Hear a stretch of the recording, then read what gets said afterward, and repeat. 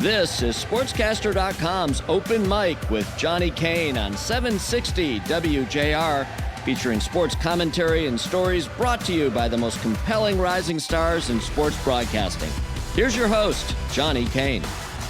Hello, everybody, and welcome to the show. This is Open Mic. I'm Johnny Kane with Sportscaster.com, and if you're listening for the first time, Sportscaster.com is all about providing opportunities for the next generation of aspiring broadcasters, whether that be play-by-play voices, sideline reporters, talk show hosts, podcast hosts, a wide range. And this show offers a chance for these younger voices to be heard right here on WJR. And I can tell you, working in sports at any level, it's highly competitive. And if you listen to sports talk radio or you watch games on TV, you obviously hear and see a wide variety of personalities, some that stand out, some less so. And what we want to explore on tonight's show is how covering sports differs from that of what you'd expect when you watch local or national news, where the expectation of the viewer, for the most part, is objectivity, right? Person comes in, delivers the facts, doesn't editorialize, and then you as the viewer process the information. Now, in today's society, when you watch TV, that's increasingly harder to come by. And I read once that objectivity is a buzzword, but subjectivity is more accurate. Everything's subjective. So what does it look like when you're covering sports? What does the term unbiased really mean when it comes to sports broadcasting? So I think they're, in a general sense, right, you want to deliver the action factually and evenly for both teams. You want to avoid favoritism in language. You don't use terms like we or us.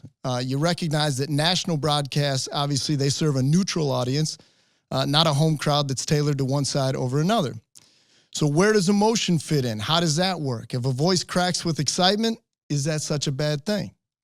You want emotion to reflect the stakes of the moment, big plays, rivalries, momentum swings, and you highlight the personalities involved, whether that be the coaches involved or the players involved in the game. And emotional calls create memorable broadcast moments, obviously, that fans share and replay. But when does that line get crossed, right? When does a broadcaster knowingly or unknowingly make it about him or her? So broadcasters like Gus Johnson, they reach the top of the profession because they elevate the drama. They don't just call the game, but not everybody likes a particular style. And I think we all have our favorites, right? Our favorite voices. It's what makes the world work. If we all like the same things, then what's the point of it all, Being the voice of a team, you're a part of that. Players may turn over on a roster, but the voice you hear is that consistent connection to a team. Or if your team regularly plays on the same network, say like Fox Sports, chances are you're going to have the same crew working a lot of the games that involve your favorite team. So sports broadcasting traditionally aims for objectivity, but fans increasingly expect energy and personality. And Gus Johnson is one of the most recognizable voices in sports precisely because of his emotional calls. And if I'm being honest, he's one of the voices that helped inspire me because he isn't a cookie cutter delivery, right? He's over the middle. I think I might have borrowed that one time when I was doing high school football play-by-play. You never want to steal style, and certainly you don't want to steal phrases, that's for sure. But Gus Johnson brings great emotion to his calls. Gus is a Detroit native, graduated from UD Jesuit. And I remember when I first met him, actually covering the NCAA tournament back in 2008. I was working at a local news station, and it was before a Kansas-Villanova game, and I had seen Gus Johnson, who was doing a lot of work with CBS Sports at that time. And I remember I jumped off the podium to say hello to him, and I was carrying a camera at the time. I might have even fallen into him. He's like, take it easy. But I wanted to go over and just say, hey, man, I really appreciate the way you call basketball. And obviously he's parlayed that into great success and now is, one of the lead voices on Fox College Sports doing college football. And his call here recently during the Penn State-Indiana game earlier this month caught some attention. And that game in particular is a great example of where that line can be perceived as being blurred between excitement and perceived bias. Now, I personally didn't take issue with the call. In fact, I love the call. And we're going to play it for you here coming up. And we want to get your reaction. So if you're a sports fan and listening tonight and you have a thought about what you like, what you expect, what irks you, we'd like to hear it.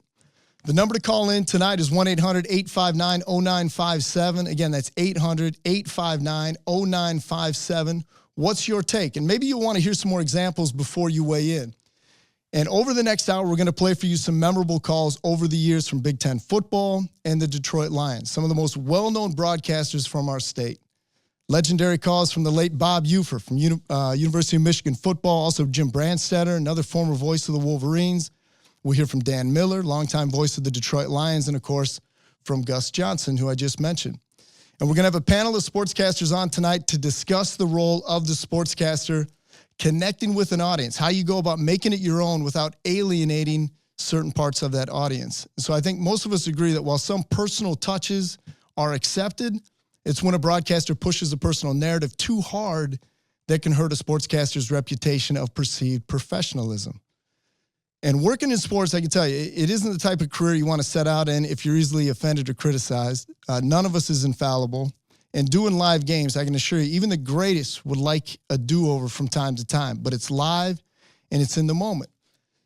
And I heard once, like doing a game is like a painting. So you might have made a mistake in the process that you can't really paint over. So you just have to draw attention away from it with the rest of your strokes.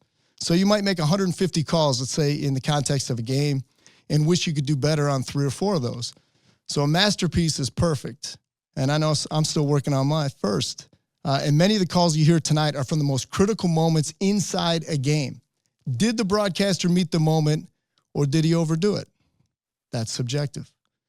When we come back after this break, we're going to talk about the Gus Johnson call and hear from one of the biggest Detroit voices in sports talk radio. Again, we'd like your opinions on this.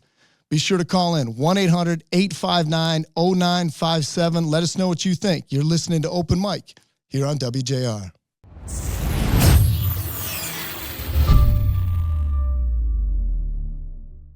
All right, everybody, welcome back to the show. We are talking about the role of the sports broadcaster and if and when a line is crossed, right? When do we blur what the professionalism of being on the mic and also having the same type of energy, the same type of passion as we as fans are viewing from home. I want to welcome in our sportscaster panelists today, Cooper Schoenberg from Indiana University and Carter Lutz from the University of Miami. Fellas, welcome to the show. Good to be here. Pleasure. Electric and a good topic. Yeah, it is a good topic. Johnny, we miss you. It's always good to talk to you guys. And obviously, Cooper, you specifically in this case, because in this segment, I want to talk about one of the plays involving your school, soon to be your alma mater, assuming you're still on track to graduate, which by all accounts, I think you are. I want to take you back to November 8th. You're not lying either. Well, we don't have enough time in this segment to get there, but we're all pulling for you. I can tell you that. November 8th, second-ranked Indiana Hoosiers, 9-0, head into Happy Valley to face Penn State. Indiana heavily favored in that game. However, the Hoosiers found themselves on the ropes. Late game situation. Fox Sports had the call of that game. Joel Klatt, Gus Johnson, Jenny Taft doing that game. And as that game, the crescendo toward the end, the comeback efforts from Indiana, it was absolute theater. And I want you to listen to, this was the final play, or the go-ahead touchdown scored by Indiana. Here's Gus Johnson on the call. Mendoza in trouble. It's out. Touchdown! Wow! A wild play. Unbelievable. Give him the Heisman Trophy now. Did he get his foot down? The ruling of the touchdown is under review. All right, so that was Gus Johnson. You heard Joel Klatt on the back end. Reliving that moment, okay, Indiana comes back to win. They win at 27-14. They keep their national championship hopes alive. They keep the perfect season intact. Kurt Signetti, entire Hoosier Nation fired up about it. Cooper, you were right there on campus. I mean, obviously the game was played in Happy Valley, but you're on campus there in Bloomington, Indiana. Just give me a sense of, I don't know if you could hear that particular call from where you were watching, but what is your reaction to Gus Johnson's call of that play? You know, in the moment, could not hear a single thing. The watch party, if you will, inside the bar was an electric atmosphere. Didn't get anything from the TV, nothing.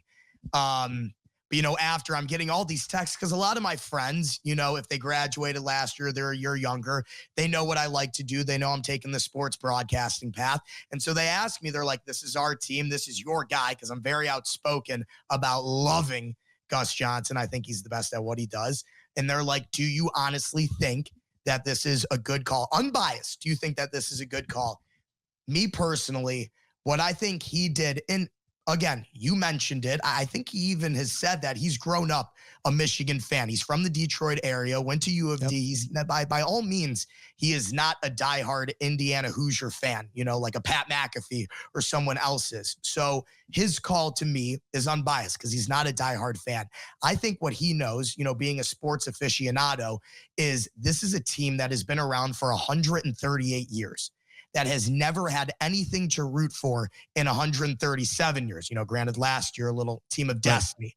Now, to keep a perfect season intact in a team that has never won in Happy Valley, he understood the stakes, he understood the moment, and for what was one of the greatest toe-tapping catches. So to me, I loved it. I think he was so excited, not only because he was so fortunate and blessed to be able to call such a magnificent play, but to be able to call such a historic play for such a, an historic school, a historically bad school that is, this newfound, top dog. And so I think, and what I said earlier is encapsulated. That moment stood still for him, spotlight on him and just the wow, the voice crack. Give him the Heisman Trophy now. The toe tap, the everything. Joel Klatt couldn't even get a word in. I thought it was amazing. And when they just played that clip, chills on the back of my neck. Carter Lutz, obviously you're not directly tied to Indiana's football program. You as a college football fan, your reaction to the call?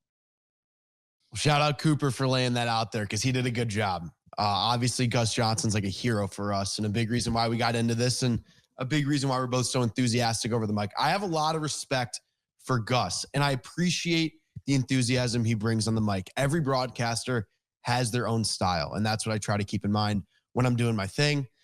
He's got his own style. Everyone knows it. A lot of people love it. But over the past couple of years, it feels like something is almost changed where on that call specifically, I like how he made it a big moment because it was a game Indiana were big favorites going into it. Didn't think it was going to be a good game. Then there's a ton of emotions into it. We're back and forth. And then an unbelievable catch. It deserves a proper call. The only problem I have with it is that it sounds like if someone was going to make an impression of Gus Johnson, that's what it would sound like. Gotcha. He's a little over the top with the voice. You can feel like he's thinking about what he's saying, wanting to be over the top while it's going on. So it didn't feel as natural. It felt like more of I need to do the Gus Johnson thing because this is the moment to do it instead of just kind of letting it flow. And it ended up coming across a little bit over the top. Love how he was excited for it. Love how he approached it.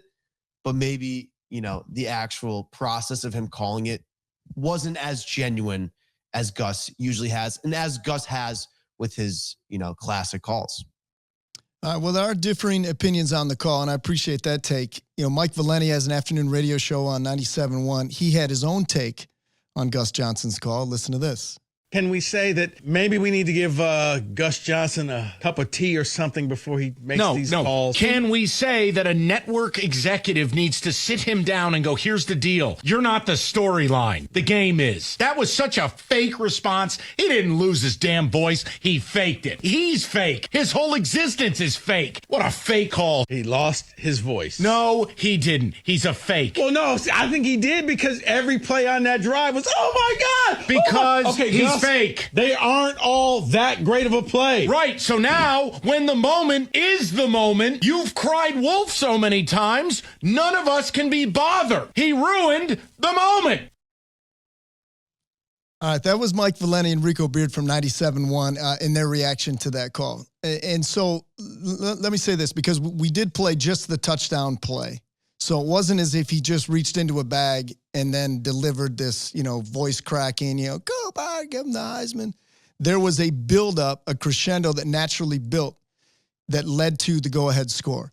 So I just want to say when I've done play-by-play and I've had discussions with my bosses from time to time where they say, when you rise to meet the moment, if you already get to a certain level, whether it be an audible level, do you leave room to go where you've got to finally get to punctuate and accentuate that play.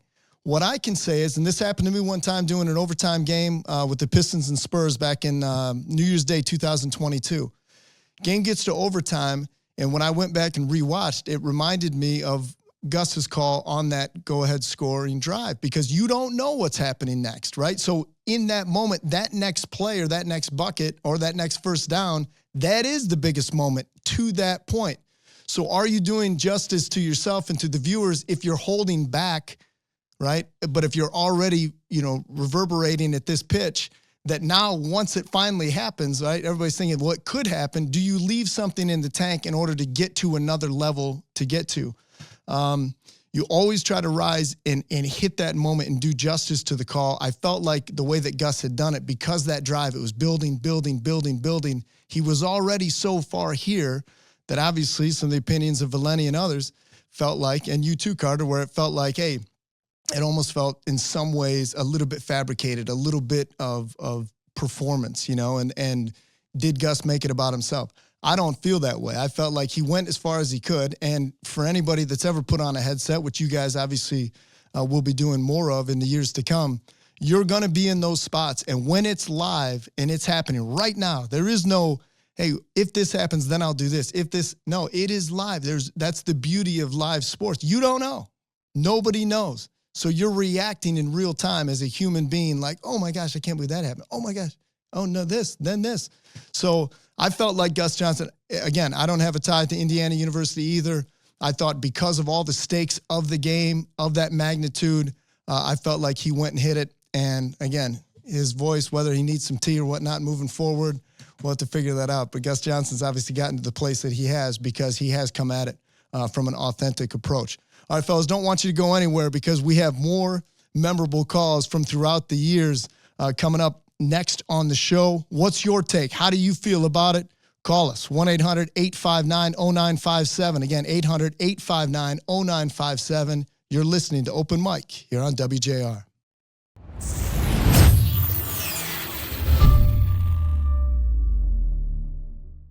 It is known simply as the game. Ohio State, Michigan. Final game of the regular season for both schools. Final Saturday in November. This year it falls on November the 29th, 10 days from now. But I want to take you back to 2021. Longtime Michigan broadcaster Jim Brandstedter's final regular season game in the Michigan football radio booth.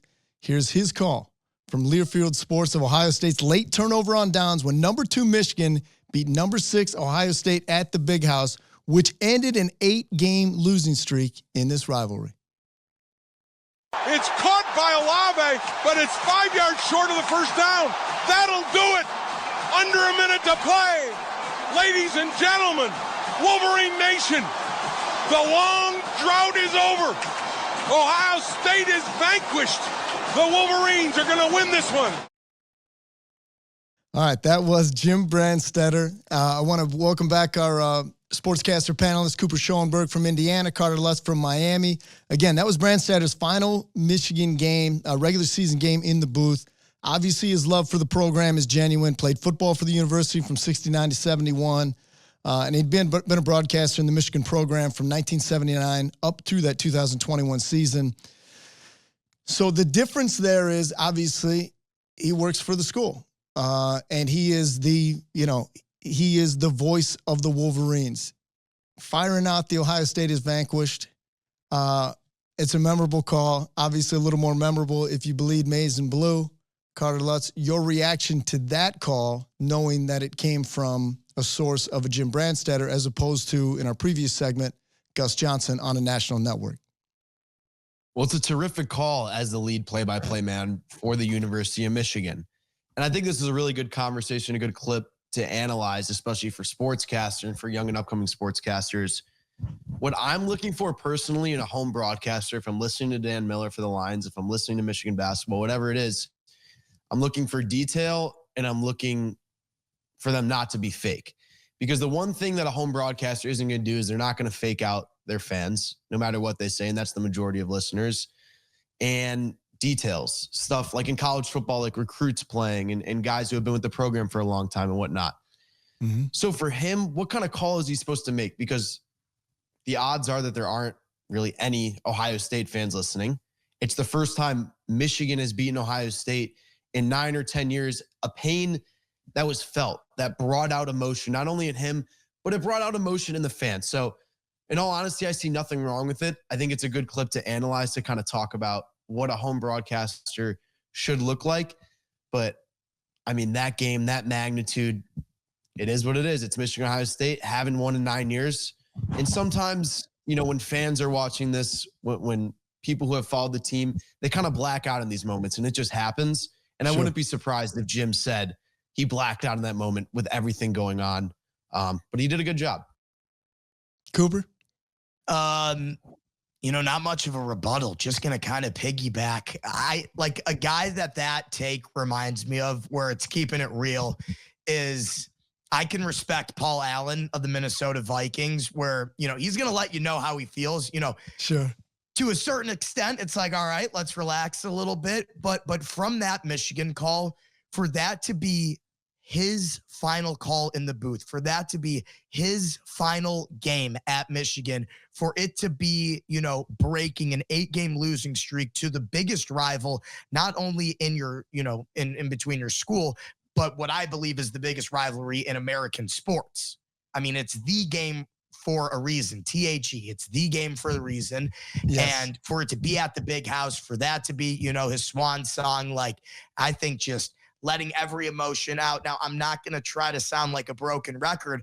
It's like going back to the Gus Johnson. I think Gus Johnson knew 138 years. Okay. Now what the Michigan, you know, what he knew is it's been 8 years since we've got our last dub against our biggest rival. This is my last game. I've been a part of this program since 1969. I'm going to leave it all out there. And yes, he has a little more leniency to do so because he is the home broadcaster. His job is to call the game for his team, you know, not really give kudos to, you know, any other team, especially in Ohio State. He's not going to go out there and say that they're the greatest team ever because, you know, that's his biggest rival. I mean, he played against them and now he's calling games against them. But I love it. You know, go out there. That's your curtain call. And I thought it was phenomenal myself.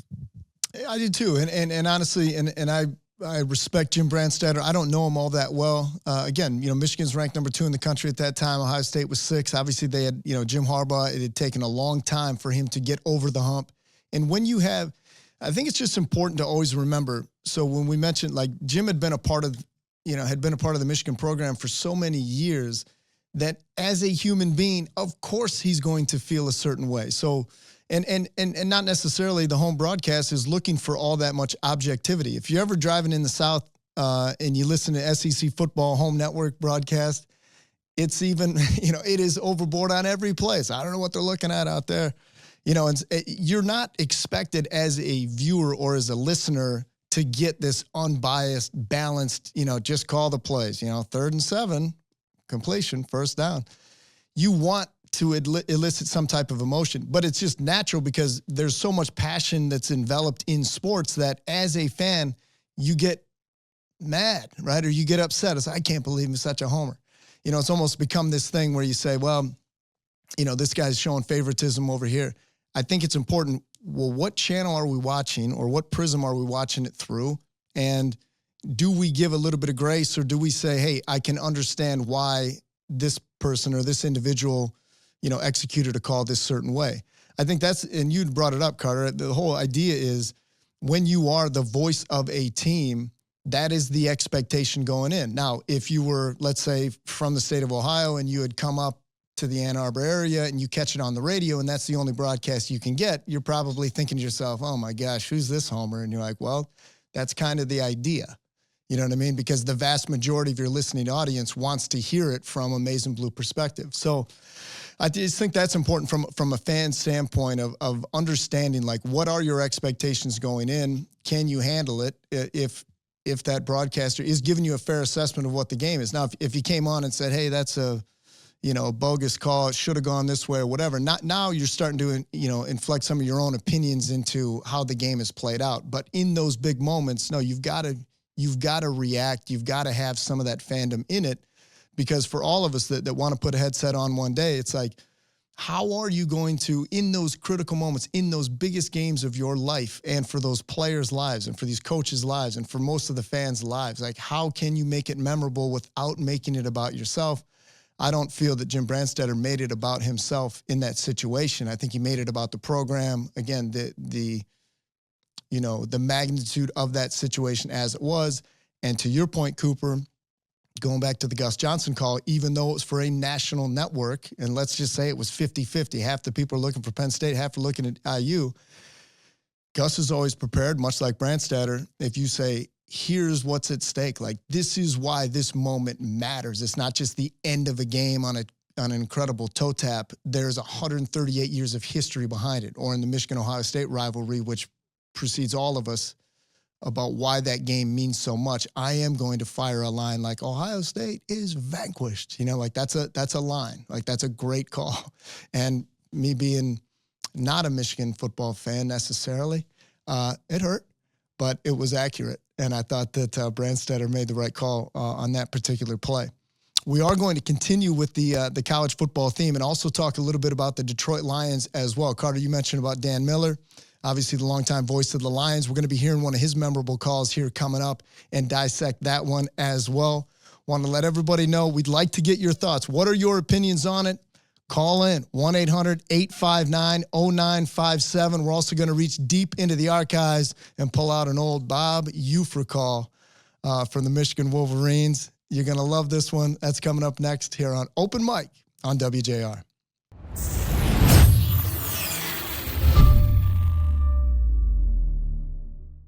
Welcome back, everybody. We've been discussing the role of a broadcaster in calling big moments and big games. What is the right approach? What do you prefer as a listener or a viewer?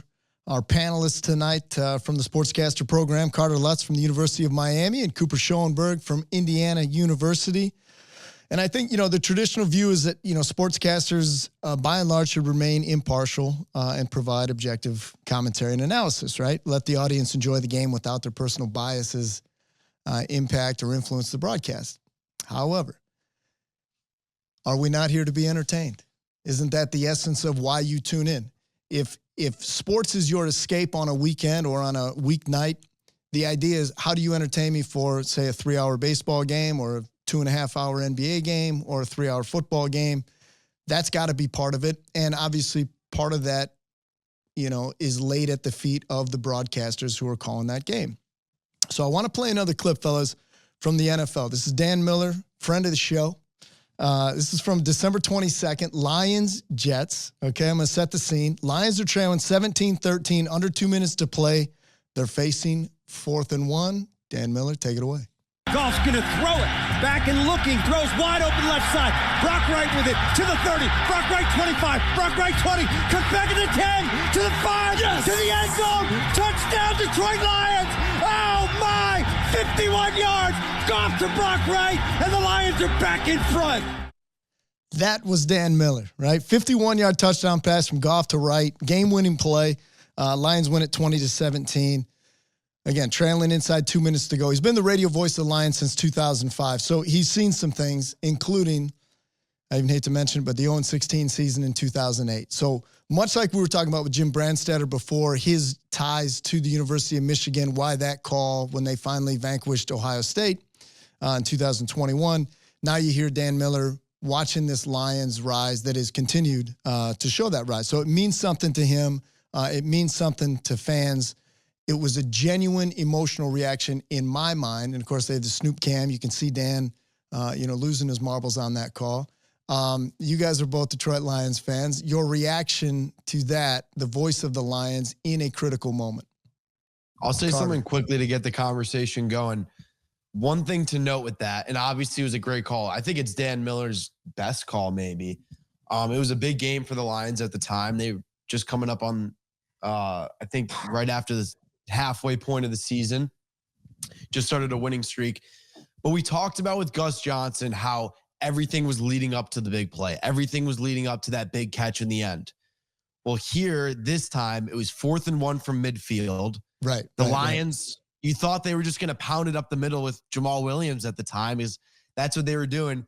And it was an electric play. It was a play action on 4th and 1, a little drag route from the tight end, and he took it to the house. I mean, it's one of the best plays of the Dan Campbell era. And for him to be screaming, shouting like that, again, he didn't have the lead up to it. It all just kind of went at him. And I think he did a great job with it.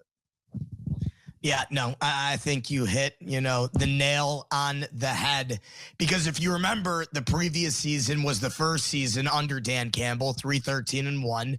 Then you build some momentum, you get some hype around these guys, and you have Hard Knocks coming to town. And, obviously biased, but I think a lot of people would agree, a phenomenal Hard Knocks, where that famous clip of Jamal Williams getting pissed off because he knows how much he loved this team. He knows how much everybody cared, from, the front office to the coaches to the players. It was really a team effort, and they didn't start the way anybody wanted them to. Fans are like, all right, here we go. Bags over the heads, sell the team forwards, just another horrendous season. But then they build some momentum and they go on a little bit of a winning streak. And just what you said, Carter, instead of running it up the middle, that was the start of Dan the gambling man. A little drag route out to the left, throw it there, down the sideline, go into MetLife and take what is yours. And I just think that call mixed with that play was so perfect, and it carried on throughout the rest of the season. Obviously, what a heartbreaking loss to the Bills on Thanksgiving. A couple tough ones down the line. Had one unbelievable win that set up that next 12-5 season in Green Bay to close it out and to knock off, your in-division rival. But I think that call by Dan Campbell is something special. Yeah, Lutz? One quick thing, you kind of mentioned it. It got everyone excited. It did at the time, because the team was slowly on the rise after starting 1-6, and they put a couple wins together, and people were like, is this real? Is this not? But when the Lions dropped the play on top and Dan Miller calling it on the bottom and him getting into it, I remember like all of us and our friends like posting it on our stories, like, we're back in this thing. We're even fighting for the playoffs. So calls like that can make a city fall in love with a voice. And hopefully everyone knows the voice. It's very familiar. But now that the Lions are playing better, now that they're a legit franchise, it was almost the start of it, like Cooper mentioned. Well, and hopefully Dan Miller's going to have more memorable calls here coming up. I do want to move on to our next one, because this is a classic call. Okay, Bob Ufer, for those that love Michigan football, he called it for 36 years, starting in 1945, beloved in Ann Arbor and across the great state of Michigan. I want to set up this play. Game tied 21-21. This is 1979, Michigan, Indiana, at the Big House. John Wangler to Anthony Carter, one of the all-time great calls from Bob Ufer. Wolverines at the 45-yard line. Here is that call. Under center is Wangler at the 45. He goes back. He's looking for a receiver. He throws downfield to Carter. Carter ends up. Carter is down.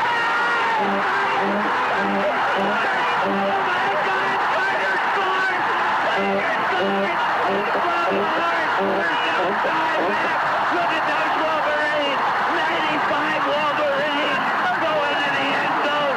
Carter got the pass in the air. It's done. Ufer is going out of his mind. I have never seen anything like this in all my 40 years of covering Michigan football. Anthony Carter, the human torpedo, got the pass.